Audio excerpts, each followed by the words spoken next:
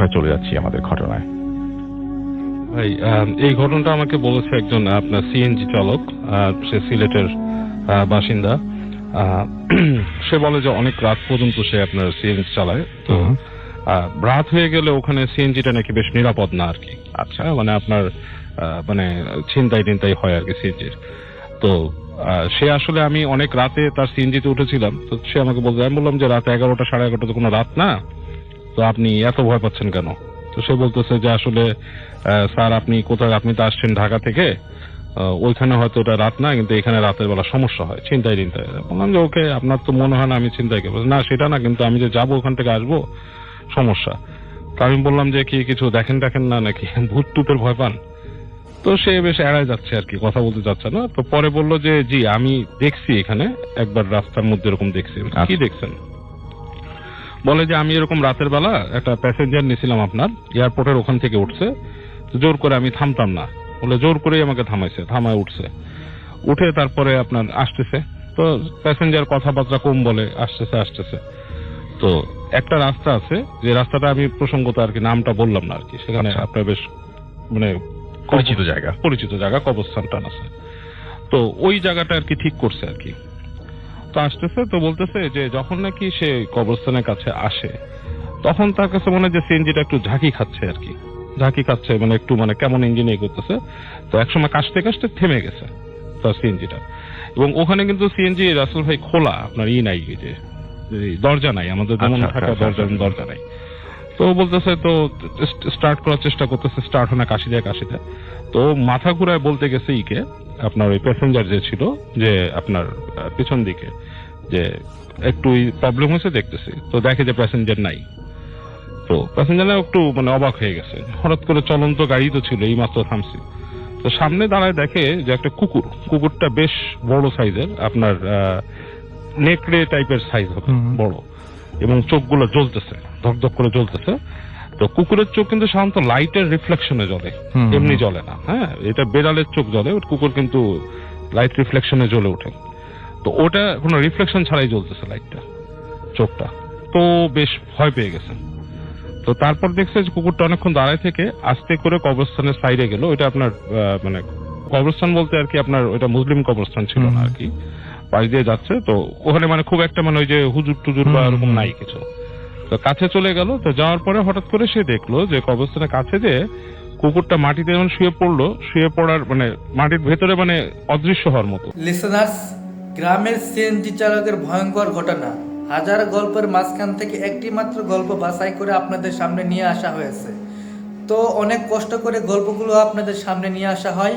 আপনারা আমাদের এই চ্যানেলটি সাবস্ক্রাইব করে রাখবেন, তাহলে সকল গল্পের মাঝখান থেকে ভয়ঙ্কর ঘটনা আপনারা দেখতে পারবেন। এবং সেখান থেকে আপনার একটা মানে মহিলার অবয়ব বেরোলো, হয়ে গেল আর কি, মানে জাস্ট লাইক ট্রান্সফর্মের মতো। এবং সেটা বেশ উঁচা লম্বা, এবং হেঁটে সে গট করে আপনার ওইদিকে চলে গেল কবরস্থানের ভিতরে। এবং সে এত ভয় পাইছিল, সে সিএনজি ফেলায় রেখে সে দৌড় দিয়ে ওখান থেকে চলে গেছে। সে আর মানে ওখানে থাকেই নেই। তো তারপর তার জ্বর আসছিল, তো বললো যে এটাই সে দেখছিল ওখানে। ওকে, তো এটা হচ্ছে সিলেটের ঘটনা। ওকে, আমরা ছোট যেহেতু ঘটনা আমরা আরেকটা শুনে ফেলি তাহলে একদম। আচ্ছা, তাহলে এটা ঢাকার মিরপুরের ঘটনা আসল ভাই। মিরপুর ব্যাক ইন 80 দশকে, 80-85 দিকে এরকম। তো ওইখানে ইব্রাহিমপুর থেকে 14 নম্বর যাওয়ার পথে একটা রাস্তা ছিল বাঁকা।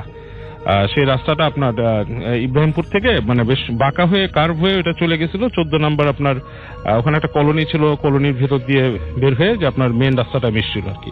এখন আছে কিনা আমি জানি না, আমি ওখানে যাইনি অনেকদিন। তো ওখানে একটা বড় পুকুর ছিল, ঠিক আছে। তো সেই পুকুরের পাশটা মানে বেশ খোলামেলা, কোনো মানুষজন ছিল না। তো আমাদের এক পরিচিত আন্টি আর কি, উনি তখন প্রেগন্যান্ট, উনি রাতের বেলা ওখানে হাঁটতে বেরোতো আর কি। রাতের বেলা ওনাকে ডাক্তার বলছিল যে হাঁটাহাঁটি করতে, তুমি রাতের বেলা হাঁটতে। তো একদিন রাতের বেলা উনি হাঁটতেছে ওখানে, তো ওনার সাথে ওনার কাজের মেয়ে ছিল। তো কাজের মেয়ে ওখানে বলছে যে কি জানি একটা সমস্যার কথা বলছে, বাসায় বসে বলছে যে খালাম্মা আমি একটু বাসার থেকে আসি। বলছে আচ্ছা ঠিক আছে যাও। তো উনি বলছে ঠিক আছে, চলে যেতে বলছে। তো কাজের মেয়েটা চলে গেছে। তো উনিও আসলে প্রতিদিন হাঁটে ওখানে, ওনার এত গায়ে মাখে নেই। তো উনি যখন পুকুরে পাড়িতে যাচ্ছে, এবং তখন কিন্তু রাসেল ভাই ওই ইব্রাহিমপুর বা মিরপুর ওই এলাকাগুলা ওই সময় মানে ইলেকট্রিসিটি থাকা সত্ত্বেও অন্ধকার থাকতো না। আচ্ছা। তো উনি যখন নাকি পুকুরটাকে ক্রস করে গেছে, অনেক দূর চলে গেছে আর কি, যে মানে বেশ বড় পুকুর আর কি, দিঘি টাইপের। উনি যখন ব্যাক করে আসতেছে তো দেখে পুকুরের মাঝামাঝি জায়গাটা, মানে পাড়ে আর কি, পুকুরের মানে মধ্যবর্তী জায়গাটা আর কি, পুকুরের মাঝে না, মানে পাড়ের মাঝখানে, ওখানে একটা কিছু বসে আছে। তো সেটা মানে এরকম মাথা কুঁজা করে মানুষের মতো। আচ্ছা। তো উনি দেখে একটুখানি ওনার গা শিরশির করছে, মানে উনি চিন্তা করছে যে এটা কি, মানে ওনার কাছে ঠিক কোয়াইট মানুষ মনে হয়নি। তো উনি মানে এদিকে অন্ধকার, আপনার কারেন্ট টারেন্ট নাই, ওদিকে একবার দূরে লাইট দেখা যাচ্ছে আর কি, আর প্রচন্ড বাতাস হচ্ছে। তো আষ্টে একটা গন্ধ পাইছে উনি, মাছের আষ্টে টাইপের, ঠিক আছে। তো হঠাৎ করে দেখে যে ওই জিনিসটা ওনার দিকে ফিরে তাকাইছে। তো ওনার তখন রক্ত মানে জমে গেছে। আপনার ওই জিনিসটার মুখটা হচ্ছে অনেকটা আপনার লম্বা, মানে যে পাখির মুখ যেরকম হয়, ঠোঁট টাইপের এটা। এবং এই ধরনের জিনিসের নাম আমি আগে শুনছি রাসেল ভাই, ওই অঞ্চলে অনেকে এটাকে বলতো হোঙ্গা, আই ডোন্ট নো, মানে এটা মানে ওদের লোকাল নাম হবে হয়তো। যাই হোক, ওই জিনিসটা ওনার দিকে ফিরছে, তো তাকায় উনি দেখতেছে, উনি বুঝতেছে জিনিসটা ওনার দিকে তাকায় আছে। এবং ওনার নাকি গা শিরশির করা শুরু করছে, ওনার আপনার পেট শক্ত হয়ে গেছে। আচ্ছা। ওনার বেবি ছিল ওই সময় পেটে। তো উনি খুব ভয় পেয়ে গেছে। ভয় পাওয়ার পরও উনি তখন চিন্তা করছে নিজের বেবির কথা চিন্তা করে যে ওনার হাঁটতে হবে। উনি দোয়া পড়া শুরু করছে, হাঁটতেছে। তো উনি যখন দোয়া পড়ছে তখন উনি ওই জিনিসটাকে দেখতেছে না, বাট উনি বাতাস পাচ্ছে, মানে বেশ গাস্টি উইন্ড, এবং ওনার সামনে লাইক কয়েক ফিট দূরে বাতাসের আর কি সার্কেলিং, লাইক টুইস্টার টাইপের ছোট ছোট বাতাসের হচ্ছে। আচ্ছা। তো এরকম করতে করতে ওনার বাসায় উনি পৌঁছালো। বাসায় পৌঁছানোর পর তো উনি খুব ভয় পাইছে এবং কাজের মেয়েকে খুঁজে পাইছে। এর মধ্যে ওই দিন রাতের বেলা বৃষ্টি হলো অনেক, এবং উনি যখন শুয়ে আছে তখন উনি দেখছে যে ওনার ওই বাসার মধ্যে কারেন্ট নাই, তো প্রচন্ড বৃষ্টি হচ্ছে। তো উনি নাকি দেখছে যে ওনার রুমের মধ্যে ছপ ছপ করে, বাসার ওই আঙ্কেল ছিল না, আঙ্কেল তখন বিজনেসের কাজে বাইরে ছিল। তো উনি দেখে যে বাসার মধ্যে ছপ ছপ করে শব্দ করে কি একটা আসছে। আচ্ছা। পাশ থেকে ছপ ছপ শব্দ হচ্ছে, এবং ঠিক কাছে এসে যখন দাঁড়াইছে ওই জিনিসটাই, এবং ওনার দিকে মানে বেশ নিচু হয়ে হাত দিতে গেছে ওনার গায়ে। তো উনি চিৎকার করে উঠছে। চিৎকার করে ওঠার পর কাজের মেয়ে আসছে, এবং নিচতলা একটা বুড়ি মহিলা ছিল, উনি আসছে। উনি এসে আপনার দোয়া দুরুদ পড়ছে, বলছে যে তুমি মনে বাজে স্বপ্ন দেখছো বা বাইরে গেছিল, বাজে বাতাস টাতাস লাগছে। আশ্চর্যের বিষয় রাসেল ভাই, ওনার রুমে যে ফ্লোর ছিল, ফ্লোর কিন্তু ভিজা ছিল, এবং ইটস লাইক এ ফুটপ্রিন্ট টাইপের আর কি, মানে মনে হচ্ছে যে আমরা যেমন যে স্কুবা ডাইভিং যখন করে পায়ের মধ্যে এক ধরনের ফিং টাইপের পরে কিন্তু পায়, ঠিক আছে। আচ্ছা। ওরকম লম্বা লম্বা ফিং টাইপের ভিজা মানে দাগ ছিল, মনে হচ্ছে যে কেউ মপ দিয়ে কেউ টান দিচ্ছে জায়গাটা। এবং পরবর্তী জায়গাগুলো মুছে নেয়, ওই বুড়ি মহিলা দোয়াটা পড়ে, এবং ওনার অনেক তখন সমস্যা হয়, কমপ্লিকেসি হয় প্রেগন্যান্সিতে বেশ। এবং উনি তারপর থেকে ওই স্বপ্নগুলো অনেকদিন দেখতো রাসেল ভাই। আচ্ছা। এবং মানে পরবর্তীতে এই জিনিসটা ওনার সমস্যা, বাচ্চা হওয়ার পর বাচ্চাও ভয় পেত, হাতের মধ্যে তখন হুজুর টুজুর দিয়ে আপনার লাগাইছিল, তাবিজ টাবিজ লাগাইছিল। ওকে, থ্যাংক ইউ ভেরি মাচ। থেকে প্রথম ঘটনাটা আমরা যাচ্ছি, আপনার নামটা কি বলবেন? আমার একটা নাম আছে, ওই নামটাই আমাকে চেনে, একটু ছদ্মনামে মাঝে মধ্যে লেখালেখি করি। আচ্ছা। ওই নামটা বলতে চাচ্ছি। আচ্ছা, বলেন প্লিজ। আমি অরণ্য চিরহরিত বলছি, আমি মিরপুর থেকে এসেছি। রাসেল ভাই, আপনাকে অনেক অনেক ধন্যবাদ আমাকে এখানে আসার সুযোগ করে দেওয়ার জন্য, এবং সব বন্ধুদেরকে মাহে রমজানের শুভেচ্ছা। তো আমি কি আমার ঘটনায় চলে যাই আমরা? জি। আমার এক খুব ভোজম ফ্রেন্ড ছিলেন, উনি আর আমি একসাথে মিউজিক শুরু করি 2001-2 এর দিকে। উনি ড্রামস প্লে করতেন, আমি বেস গিটার বাজাতাম, এবং এখনো একটা ব্যান্ডের সাথে বাজাচ্ছি। তো খুবই ঘনিষ্ঠ বন্ধুত্ব আমাদের ভিতরে, খুবই অধিকার ফলানোর একটা ব্যাপার ছিল। আর মানে একসাথে এক বিছানায় ঘুমানো, একসাথে দিনের পর দিন প্র্যাকটিস প্রোগ্রাম আমরা করেছি। তো যারা মিউজিশিয়ানস আছেন তারা জানেন এরকম অনেকের সাথে অনেকের বন্ধুত্ব থাকে। তো উনি ডিসেম্বর 2015-এ স্ট্রোক করে হঠাৎ মারা যান। তারপর থেকে আমি এবং ও রিলেটেড যত লোকজন ছিল সবাই ওকে অনেক মিস করি, বিশেষ করে আমি তো অনেক মিস করি। তো একদিন এই রিসেন্টলি এপ্রিল মাসের ঘটনা, এপ্রিল মাসে ঢাকার বাইরে একটা শো ছিল। শো থেকে ফেরার পথে আমাকে আমাদের মাইক্রো আসবেন আর রামপুরা পর্যন্ত আমাকে ড্রপ করে যে মামা আজকে একটু আপনার মতো মিরপুর চলে যান। তো আমি একটা সিএনজি ঠিক করি। তার আগে বলে নেওয়া ভালো, ও ছিল যশোরের। আমার সাথে প্রায় মজা করতো, ওকে যদি কোনো শোতে আমি ইনভাইট করতে না পারতাম যে ভালোই আছিস, মজা করছিস, শো করছিস, আমাকে দিচ্ছিস না। এই কথাটা প্রায় বলতো আমাকে, কাউকে বলতো না, শুধু আমাকেই হয়তো বলতো। তো এরকম আমি যখন একটা সিএনজি ঠিক করি রাত তখন প্রায় 1:30 থেকে 2টার কাছাকাছি, সিএনজি আলার ভয়েসটা ছিল ঠিক সেই ছেলেটার মতো, বাট আমি তখন কিচ্ছু খেয়াল করি নাই। আমি যখন মিরপুরে আমার ফ্ল্যাটের নিচে এসে দাঁড়াই তখন ওকে আমি 250 টাকায় ঠিক করি। তোকে আমি 500 টাকার নোট দেওয়ার পর আমাকে 250 টাকা ব্যাক করে। আমি ঠিক যখন টাকাটা গুনে রেখেছিলাম 250 টাকা, যখন আমি গ্যারেজে ঢুকে পড়ি, জাস্ট আমি শুনলাম যে খুব শো করে বেড়াচ্ছিস, খুব ভালোই আছিস, আমাকে নিচ্ছিস না, আমাকে শো দিচ্ছিস না। আমি স্পষ্ট শুনেছি রাসেল ভাই, আমি এটা একদম নিজের কানে শুনেছেন আপনি? একদম নিজের কানে শুনেছি। আমি নিজের কানকে বিশ্বাস করতে পারতেছিলাম না যে লিসেনাররা কিভাবে বিশ্বাস করবেন। আমি ওকে খোঁজার জন্য জাস্ট বের হলাম এবং সিএনজিটা আমি ভ্যানিশ হতে দেখি নাই, সিএনজিটা ওর গতিতে চলে গেল। আর যেটা একদমই অবিশ্বাস্য, যেটা আমি হয়তো এখনো বিশ্বাস করি না, আমার মনে হয় যে আমি টাকাগুলা রেখেছিলাম, বাট আমি আমার গোনা টাকা আমি শোতে গেলে একটা সার্টেন মানি নিয়ে যাই, আর যেটা নিয়ে আসি সেটা তো আমার পকেটেই থাকে। আমি দেখলাম যে 500 টাকার নোট আমি ওকে দিয়েছি, আমার 250 টাকা ব্যাক পাওয়ার কথা, কিন্তু আমার যে 1000 টাকার নোটগুলো আমার পেমেন্ট, ওইটা এক সাইডে ছিল মানি ব্যাগের, 2টা পার্ট ছিল আপনি জানেন, আরেকটা পার্টে 3টা 500 টাকার নোট। এটা কোনোভাবেই সম্ভব না। আচ্ছা, এই আর এরপর থেকে আমি আসলে রাতে ঠিক মতো ঘুমাইতে পারি না, ওকে আমি প্রায় মানে ওর অস্তিত্ব টের পাই। ওকে, অনেক ধন্যবাদ আপনাকে আপনার ঘটনার জন্য। আমরা চলে যাচ্ছি আমাদের পরবর্তী অতিথির কাছে এবং তার কাছে আমরা একটা ঘটনা শুনবো। এবং আমি শুরুতে জানতে চাইবো যে আপনার নামটা প্লিজ একটু আমাদের বলবেন, যে কি নাম এবং কোথা থেকে এসেছেন, তারপর আপনার ঘটনা শুনবো আমরা। হ্যালো লিসেনার, আমি আসিফ আহমেদ, ঢাকার কেরানীগঞ্জে থাকি। জি, প্রথমেই ধন্যবাদ রাসেল ভাইকে। আমরা ঘটনায় চলে যাই। আচ্ছা, ঠিক আছে। তো ঘটনাটা আসলে আম্মুর কাছ থেকে শোনা। ঘটনাটা ঘটেছিল আমার নানা ভাইয়ের সাথে। আমাদের নানা বাড়ি হচ্ছে বরিশালের স্বরূপকাঠিতে, সন্ধ্যা নদীর পাড়ে। আমার নানা ভাই কাঠের ব্যবসা করতেন, তো উনি সুন্দরবন থেকে কাঠ নিয়ে আসতেন। তো তখন তো এরকম ইঞ্জিন ছিল না, বড় নৌকায় করে 3-4 জন মাঝি মাল্লা নিয়ে কাঠ নিয়ে আসতেন। তো সেবারও উনি কাঠ নিয়ে ফিরছিলেন। তো প্রায় 3 থেকে 4 দিন লাগতো পৌঁছাতে গ্রামে। সুন্দরবন থেকে ফেরার পথে বাইপাসের মতো ছিল, সেখান থেকে গেলে অনেকটা শর্টকাটেই যাওয়া যায়, প্রায় আধা বেলার মতন সময় বেঁচে যায়।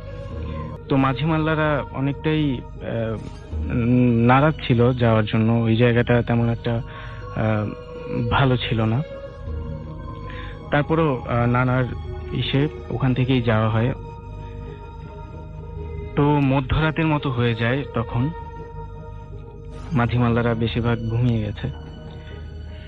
হঠাৎ 2-1 জন দেখতে পায় যে সরু খালের ওই পাশে যে ঘন জঙ্গল, সেখানে একটা নববধূ হাতে কুপি নিয়ে যাচ্ছে নৌকার পাশে পাশে।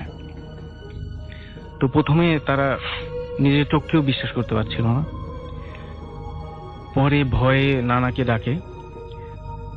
তো নানাও প্রচন্ড ভয় পেয়ে যায়, সবাইকে দরদ পরে ফু দিয়ে দেয়। এরপর কিছুক্ষণ পর আর দেখা যায় না। পরে সকাল হয়ে যায়, সন্ধ্যা নদীতে এসে পড়ে নৌকা। তো হঠাৎ ঝড় বৃষ্টি শুরু হয়, প্রচন্ড ঝড়। নৌকা অনেকটাই ডুবে যাচ্ছে, এরকম অবস্থা। তো নৌকা উল্টে যায় এক সময়। সবাই যে যার মতন সাঁতরাচ্ছিল। নানা ভাই অনেকটাই সাঁতরাচ্ছিলেন, কিন্তু শেষ সময়ে আর পারছিলেন না।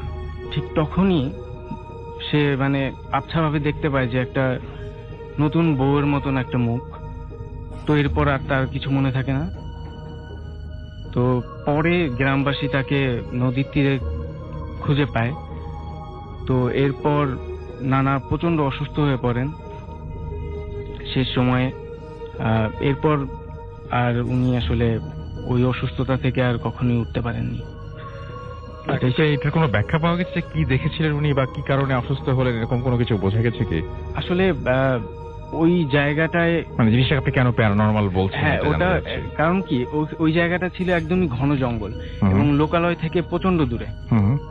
ওখানে আসলে ওই সময়ে মধ্যরাত্রে একটা নববধূ দেখতে পাওয়ার কথা না। আর মানে তার হাতে একটা কুপি ছিল, এই বিষয়টাও আসলে তারা কখনোই মানে বের করতে পারেন নাই যে বিষয়টা কি ছিল। মানে সেটা কোনো লোকালয় ছিল না, আপনি সেটা বলছেন? হ্যাঁ। আচ্ছা, সেটা কোনো লোকালয় ছিল না এবং সেখানে একটা মেয়ে দেখা বা একজন গৃহবধূকে দেখা খুবই অস্বাভাবিক ছিল যে এই গৃহবধূ নাকি কুপি নিয়ে দাঁড়িয়ে আছেন। ওকে, thank you very much. Interesting আর একটা স্টোরি শুনি, চলুন পাপড়ি আপুর কাছ থেকে। Thanks again.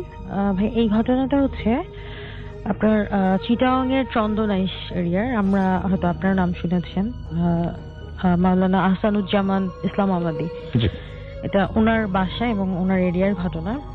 তো ঘটনার মানে ছোট ঘটনাটা কিছু ডিসক্রিপশন আমাকে দিতে হচ্ছে যে ওনার বাসাটা যেখানে চন্দনাইশে যেই এরিয়াটাতে ওনাদের বাসা, সেখানটাতে আশেপাশে প্রচুর খোলা কবর আছে। খোলা কবর মিনস হচ্ছে যে কবরগুলোর বাউন্ডারি নেই, বাসার আশেপাশেই অনেক কবর দেওয়া হয়েছে। একমাত্র মাওলানা আসাদুজ্জামান ফারুকী ওনার কবরটাই মানে মাজার করে করা হয়েছে, যেহেতু একজন রিনোয়েন্ট পার্সন ছিলেন। জি। তো ওনার যেটা আর কি লোকমুখে শোনা এবং যেটা ঘটনা সত্যি যেগুলো, যে উনি অনেক মানুষকে অনেকভাবে হেল্প করেছেন, এই ধরনের জিনে ধরা বা বেশ কিছু বিষয় উনি ওনার অনেক অনেক বেশি ভালো ক্ষমতা ছিল। এবং ছোট্ট একটা জিনিস যেটা, যে সীতাকুণ্ডে এমনও হয়েছে যে সীতাকুণ্ডে যে জায়গাটা উনি আছেন কিন্তু আপনার চন্দনাইশ প্রায় অনেক কিলোমিটার দূরে। আচ্ছা। আর সীতাকুণ্ডে এমন হয়েছে উনি মারা যাওয়ার পর ওনার ওইখান থেকে কয়েকজন খাদেম আসেন, এসে বলেন যে আহসানুজ্জামান সাহেব এখানে যাচ্ছেন না, তো উনি কোথায়, কয়েকদিন ধরেই যাচ্ছেন না, লাস্ট কয়েক শুক্রবার। তো উনি তো আরো 6-7 বছর আগে মারা গেছেন। উনি ওই লেভেলের একজন মানুষ ছিলেন। এটা খুব মানে প্রমিনেন্ট একটা ঘটনা। তো যাক, আমি বাসার ডেসক্রিপশনটা দিচ্ছি যে এটা হচ্ছে আমার ফ্রেন্ড তানিয়া, ওর দাদার কথা বললাম। ওনাদের ওইখানে যেটা হয়েছে যে প্রচুর রকমের ইনসিডেন্টস হতো। চন্দনাইশ বর্মা বোধহয় ওনাদের ওই জায়গাটার নাম। প্রচুর প্রচুর বাজে ধরনের ইনসিডেন্টস হতো। তো একটা সময় সবকিছু আস্তে আস্তে কাম অ্যান্ড কোয়াইট হতে থাকে সময়ের সাথে সাথে। আমরা ওনাদের বাসাটায় যে ওনাদের ঘটনা রেগুলার, ওনাদের বাড়িতে বা আশেপাশে রেগুলার এমন কিছু ঘটনা, মানে যেটা মানে আমরা মুড়ি ভাত খাওয়ার মধ্যে যে একদম রেগুলার সোজা একটা ঘটনা। হ্যাঁ, এটা এরকমই। আমরা গিয়েছি এই লাস্ট ডিসেম্বরে গেলাম, আপনার 20-22 তারিখের দিকে হবে বা 16-17 তারিখ এরকম হবে। আচ্ছা। হ্যাঁ, 16 তারিখে, যেহেতু আঙ্কেলের আপনার মৃত্যুবার্ষিকী ছিল 16-17 তারিখের দিকে। এই সময়টাতে বৃষ্টি, হঠাৎ করে এই শীতের রাতে বৃষ্টি। তো তার আগে আমাদের ফিক্স ছিল দ্যাট ওয়াজ ফ্রাইডে ভূতের ফিল্ম শুনবো। তো একটা প্ল্যানিং ছিল যে আমরা আজকে বারবিকিউ করবো and in the meantime আমরা প্রোগ্রামে শুনবো। আচ্ছা। তো তার আগে থেকেই প্রিপারেশন নেওয়া, 10:30-11টার মধ্যে মোটামুটি সবকিছু হয়ে যায়। তো ওর একটা ভাস্তি ছিল, এ খুব বেশি পেইন করছে, মানে আমরা গেছি পর থেকেই আমাদের পিছিয়ে লেগে আছে। একটা সময় ও আমাদেরকে বলছে আন্টি এটা করেন, আন্টি ওইটা করেন। তো ওকে ব্যস্ত রাখার জন্য সে 2 তলা থেকে বারবার বলছে এটা নিয়ে আসো, এটা নিয়ে আসো। মানে ওকে বারবার শুধু এটা বলার পরে সে একটা কাজই করেছে, সেটা হচ্ছে তেল আনতে বলা হয়েছে। আমরা চিকেন করছিলাম আর কিছু ওদের পুকুর থেকে ধরা মাছ ছিল, তো গ্রিল করবে মাছগুলো। তো ওকে বললাম যে তুমি তেল নিয়ে আসো, এবং সে নিয়েও এসছে। ভাজা টাজা মোটামুটি প্রিপেয়ার্ড, মোটামুটি শেষ পর্যায়ে আমি নিচে নামলাম। নিচে ছাদ থেকে নেমে আবার বলছি যে আন্টি মাছের তো শর্ট আছে, চলেন আমরা আর কিছু মাছ ধরে নিয়ে আসি। আচ্ছা। বললাম বাচ্চা মানুষ হয়তো কথার ছলে এমনি হয়তো বলছে। তাও আমি পুকুরের পাশটাতেই গেলাম, এমনি দাঁড়ালাম, জাস্ট কোনো কিছুই না। দাঁড়ানোর পর সে আমার হাত ধরে টানছে যে আন্টি আসেন না, আসেন না। তো প্রচন্ড অনেকক্ষণ ধরে ওর ঘ্যান ঘ্যান আমরা সহ্য করছি। একটা সময় ঝাড়া দিলাম। ঝাড়া দেওয়ার পরে আমি দেখলাম যেটা ও আপনার লাইটের আলোতে যতই দেখা যাচ্ছে যে ও আপনার পুকুরটাতে ঝাঁপ দিল এই 11:30টার রাতে, শীতের রাতে ঝাঁপ দিয়ে রাস্তা পুকুরের ওই পারে যে খুব বড় বড় করে তাকিয়ে আছে। আচ্ছা। তাকিয়ে ঘাড় ঘুরে চলে গেছে। আমি যে তখন চিৎকার দিব বা আমার আসলে কি করা উচিত আমি বুঝতে পারছেন না, কিন্তু কোনো মতে আমি ওদের ওই এত বড় উঠোনটা পার হয়ে ঘরে এসে তখন আমি চিৎকারটা দিই। আচ্ছা। আচ্ছা আচ্ছা আচ্ছা তো সবাই চলে আসে, আমার চিৎকার শুনে সব নেমে আসে উপর থেকে। ফুয়াদ ছিল, তানিয়া, পুষ্প আপু, ওরা সব চলে আসে। তো পুষ্প আমাকে ঝাঁকাচ্ছে যে কি হয়েছে কি হয়েছে। একটু ধাতস্থ হয়ে তখন আমি বললাম যে এই ওর নাম বোধহয় পুতুল ছিল, যে ও কোথায়। তো বললো ও তো ঘুমাচ্ছে, সেই 7টা থেকে 6টা থেকেই ঘুম। কারণ অত রাতে তার জেগে থাকার মানে তার পক্ষে ইম্পসিবল একটা ব্যাপার। আমি বিশ্বাস করছি না যে দেখি সে সত্যি সত্যিই ঘুম। আচ্ছা তাহলে আমার কথা যে আমাদেরকে তেলটা নিয়ে আসলো, সেখানে আমি একা ছিলাম না। ওই আপু তেলগুলো দিচ্ছে, ফুয়াদ ফ্রাই করছে, মানে গ্রিল করছে, আমার কাজিন ছিল, সবাই ছিলাম। তাহলে তেলটা নিয়ে আসলো কে এখানে? সেটাই তো। আচ্ছা, তো এটা গেল। তো এটা নিয়ে তার খুব একটা মাথা ব্যথা করলো না, কিন্তু আমাদের এখন তারপর আমি ভীষণ মানে চোখের সামনে দেখা ভূত দেখিনি, বাট একটা খুব বাজে ঘটনা ফিল করলাম। আমি দেখেছি উপরে যাওয়ার আর এনার্জি বা শক্তি সাহস কোনোটাই ছিল না। এবং ওদের উপরে দুটো রুম, একটা রুম করে, সেটা হচ্ছে ওই আমার ফ্রেন্ডের ভাইয়ের বিয়ে হবে কিছুদিন পরে, আগ হয়ে গেছে, বিয়ে মানে বউ তুলে নিয়ে আসবে। তো ওরা ওই রুমের মিলাদ টিলাদ কিছুই পড়ানো হয় নাই, ছিলে কোঠায় রুম যেটাকে বলে। তো ওই রুমে বসে ওরা সবাই প্রোগ্রাম শুনবে। ওরা চলে গেছে, ওই রুমে চলে গেছে। এখন ওই গ্রিলের বাটি বা মাছের যে বাটিটা সেটা খুঁজছে, সেটা পাচ্ছে না, ওইটা নাই। তো ওরা হয়তো ভাবছে যে আমাদের মধ্যেই কেউ সরায় ফেলেছে বা দুষ্টামি করেছে, হতেই পারে। ওরা প্রোগ্রাম শুনছে, একটা পর্যায়ে তখন অলমোস্ট হয়তো 12:30 1টা বেজে গেছে। আন্টির সাথে আমি আর উপরে না যেয়ে আন্টির পাশে খাটে শুয়ে আমি আধা চোখ বোঝা অবস্থায়, মানে ভূত এফএম শোনার মানে ওই সাহসটুকু আর হচ্ছে না। উনি অলমোস্ট ঘুমিয়ে গেছে, আমি শুয়ে আছি আন্টির পাশে। তো কারেন্ট চলে গেছে, এর মধ্যে পল্লী বিদ্যুৎ চলে গেছে। তো আমি কোনো মতো লাইট একটা চার্জার জ্বালানো, আমি খেয়াল করছি যে কি হচ্ছে। ওরা সবাই উপরে হাসাহাসি করছে, শুনতে পাচ্ছি। শীতের রাত, আর গ্রামে তো এমনি অনেকটা স্তব্ধ থাকে সবকিছু। এত সময় দেখি ওদের ডাইনিং এর ওই পাশটা থেকে, যে রুমটা যে কেউ গেলে একটা এক্সিস্টেন্স ফিল করে, ওই পাশে জানালাটা খোলা, ওই জানালাটা দিয়ে ও বলছে, আন্টি এই যে মাছের বাটি।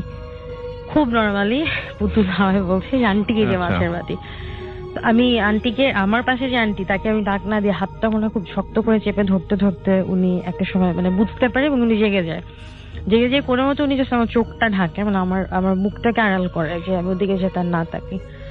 তো দুটো পরে এরপরে উনি লাইট টাইট উঠে আরো মোমটোম জ্বালায়, কারেন্ট ছিল না। আমার চিৎকার চেঁচামেচিতে ওরাও নেমে আসে, ওরা সবাই নেমে আসে। আপু আবার কি হলো তোর? তো এই যে ব্যাপারটা যে ও মাছের বাটি খুঁজছে, মানে একবার চোখের সামনে দেখলাম। এবং ওই টাইমে আন্টি এশিওর করলো যে মাছে তোমাদের তেল নিতে কেউ আসে নাই। আচ্ছা, তাহলে তেল ছাড়া এই বারবিকিউজ এন্ড গ্রিল ফিশ গ্রিল গুলো কিভাবে হলো? সবচেয়ে অদ্ভুত বিষয় হচ্ছে এটা। সেটাই। আর ছবি আমরা তুলেছি, সবাই তুলেছি, তখন ও ওইখানে প্রেজেন্ট নাই। তো ও ঘুমাচ্ছে, সেই মেয়ে ছোট থেকেই ঘুমাচ্ছে। আর যে রুমটার কথা বললাম, ছাদে যে রুমটা করেছে, ওদের বাসাটা মানে ওই মাওলানা আসাদুজ্জামান ইসলামাবাদী, উনি বলেছে যে তোমার এখানে হাজার ওই ঘর বন্ধ, ব্যারিকেড দেওয়া, কিছুতেই কোনো কাজ হবে না। আসলে ওই জায়গাটা এতটাই এরকম ছিল। ওদের ছাদের উপরে যে নতুন ঘর করেছে, নতুন বউ নিয়ে আসবে, এটা নিয়ে পরে আমরা আরো বা কিছু ভয়ঙ্কর ঘটনা এক্সপিরিয়েন্স করি, যেটা ফুয়াদ বলবে।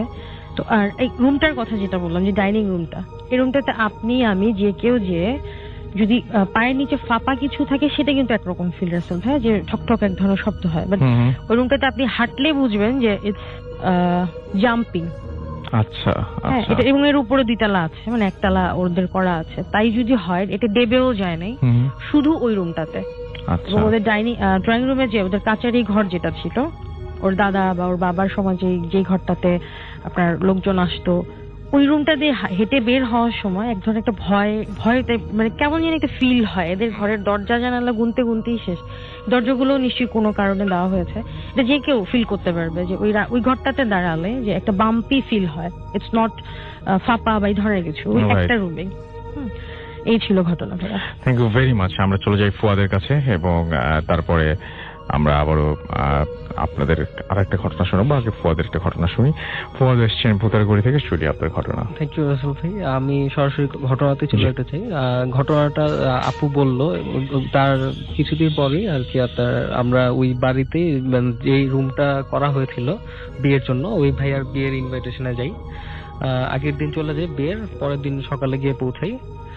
দেন বিয়েটে ঠিক মতন সব হয়ে যায়। পরে ভাবিকে নিয়ে আসতে আসতে আপনার বিকেল বা 4টা-5টা বেজে যায়, মানে সব আর কি ফর্মালিটিস শেষ করে আস্তে আস্তে ওদিক থেকে, মানে প্লেসটা হচ্ছে এরকম, কক্সবাজার থেকে আসার সময় গাছবাড়িয়া আপনার কলেজ গেট এরকম একটা এলাকায় আর কি, মানে ওইদিকে আর কি ওনাদের বাসাটা, ওইদিকে একটা বৌদ্ধ কবরস্থান, বৌদ্ধ তো বসিয়ে আর কি কবর দেওয়া হয়, মঠ বলে আর কি। ওদিকে হঠাৎ গাড়িটা থেমে যায়, মানে জামাই আর বউয়ের যে মানে ব্রাইডাল যে কারটা। তারপরে ড্রাইভার নেমে একটু খোঁজাখাঁচি করে, তারপরে আবার গাড়িটা সুন্দর মতন সিভিয়ারলি স্টার্ট নেয়। পরে বাসায় চলে আসি আমরা। বাসায় আসার পরে বউ তো আপনার মানে কান্নাকাটিতে ব্যস্তই থাকে, কান্নাকাটি করতে থাকে বাসার লোকজনের জন্য। আমরা মনে করি ব্যাপারটা নর্মাল, বাট হচ্ছে তারপরে সন্ধ্যা 7টা-7:30টার দিকে বউকে বলা হয় যে যাও তুমি ফ্রেশ ট্রেশ হয়ে তোমার রুমে যাও, ফ্রেশ ট্রেশ হও। তার সাথে 2-3 জন যায়। যাওয়ার পর মানে আমাদের ভাবি রুমের মধ্যে ঢুকার পরে হঠাৎ করে দৌড়া বের হয়ে এসে মানে ওনার রুমের বাম পাশে বসে থাকে, মানে চিলেকোঠা রুমটার বাম পাশে বসে থাকে। বসে মানে বড় ঘুমটা দিয়ে বসে বসে গুনগুন করে কাঁদতে থাকে আর মা মা বলতে থাকে। আমরা মনে করি যে হয়তো মানে বাসার কথা মনে পড়তেছে তার, এরকম কিছু একটা। পরে মুরব্বি টুরব্বি সবাই এসে বলতেছে যে এরকম ভর সন্ধ্যাবেলা এরকম নতুন বয়সে বসে কাঁদতে হয় না, ভিতরে যাও বা কিছু একটা করো। দেন ওনার কোনোভাবেই ওখান থেকে সরানো যায় না। তারপরে আমি যাই, আমার একটা ছোট ভাই সাথে নাবিদ, সবাই একসাথে যাই, যে বললে যে ভাই ভাই প্লিজ একটু ঘরে যান, এরকম তো ঠিক না, সবাই বাজে বলতেছে। পরে উনি ওদিক থেকে ওনার সরানোই যায় না। পরে অনেক জোরাজোরি পরে ওনার হাজবেন্ড এসে বকা টকা দেয় যে যাও ভিতরে যাও, একটু গরম হয়ে গেলো। উনি মানে খুব রাগ দেখায় ধাপ করে ভিতরে চলে যায় পায়ের সাউন্ড করে যে তারপরে তখনও ভিতরে উনি মানে এরকম গম্ভীর ভাবটাই থাকে তার মধ্যে, রাতে ভাত টাত খায় না। পরে যেরকম বাড়িতে নতুন বউ আসলে মুরব্বীরা বলে রীতি বাড়ির নিয়ম টিয়ম, তারপরে কে কোনটা কিভাবে চলবে এগুলা বুঝাই দিতে থাকে। রাত 11টার দিকে ভাত খাওয়ার পরে উনি আর কি কিছুই খায় না। উনি আর কি চোখগুলো লাল করে দাঁড়ায় ফুঁসতে থাকে, মানে খুব রাগান্বিত একটা তার একটা অ্যাটিটিউড থাকে। পরে কোন রকমের কোনো হ্যাঁ না কিছুই বলে না। পরে ওনারা মনে করে যে হয়তো বউর মানসিক অবস্থা খারাপ, ঠিক আছে তাহলে তুমি চলে যাও। আর বউ ওই দিক থেকে কোনোভাবে মানে সাই করে ওই দিক থেকে বের হয়ে এসে আপনার ওই বাড়ির সামনে দিয়ে ঘুরে এসে সিঁড়িতে উপরে উঠতে হয়, ওই দিক দিয়ে এসে চৌকাটের সাথে একটা উস্তা খেয়ে পড়ে যায়। আর তখন তার হাজবেন্ড হাত ধরে বলে যে তুমি যে কাজটা করলা, বা সব মুরব্বি টুরব্বি ছিল, তুমি সালাম দিলা না বা কিছু না বলে দেখে চলে আসো, তোমার হয়েছে কি বা প্রবলেমটা কি? তখন সে আর কি অনেক মানে এরকম মানে অনেক চিল্লাচিল্লি করে যে না এই সেই মানে বলবো না, খুব ভারী কণ্ঠে বলতে থাকে। পরে উনি বলে যে না ঠিক আছে যাও, যা করার করছো থাক, সমস্যা নাই, চলে যাও। পরে উনি ওদিক থেকে উঠে সিঁড়িতে যখন উঠতে নেয়, 4টা-5টা সিঁড়ি যখন উঠে, আর ওনার হাজবেন্ড তো পিছনে যাইতে থাকে। হঠাৎ করে উনি উল্টা হয়ে আইসা ওনার জামাইয়ের মানে ওই ভাইয়ার গলা আর বুকের দিক দিয়ে মানে থাপা দিয়ে ধরে আর কি বাইরের দিকে ধাক্কাইতে থাকে আর করে সাউন্ড করতে থাকে। এটা আমরা দেখি নাই, পাশের রুমে বসা ছিলাম সবাই।